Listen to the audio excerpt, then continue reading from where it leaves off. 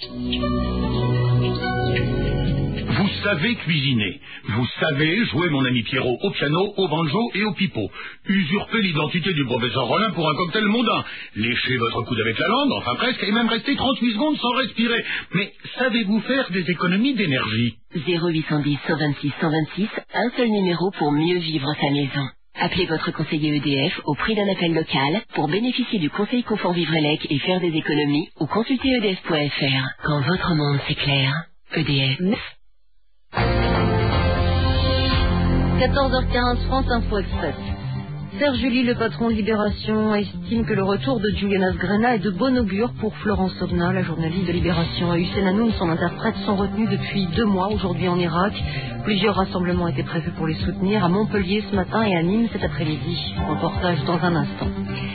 Guéret dans la Creuse espère des milliers de manifestants cet après-midi. Si l'état des routes le permet, la manifestation est nationale pour la défense des services publics, l'école, les hôpitaux, la poste.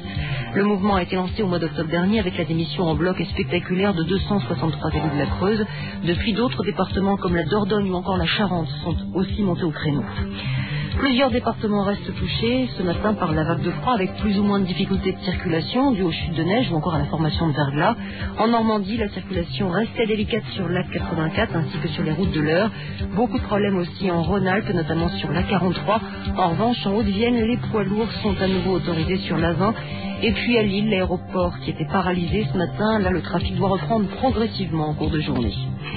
Le double entre la France et la Suède cet après-midi en Coupe Davis de tennis va départager les deux équipes. Elles sont pour l'instant à égalité après les 2 simples d'hier. La paire Clément Liodra affronte Björkman et Aspeline cet après-midi. Il est 14h17 après la libération de l'Italienne Juliana Asgrena. La famille, les amis et les collègues de Florence Aubenas reprennent espoir.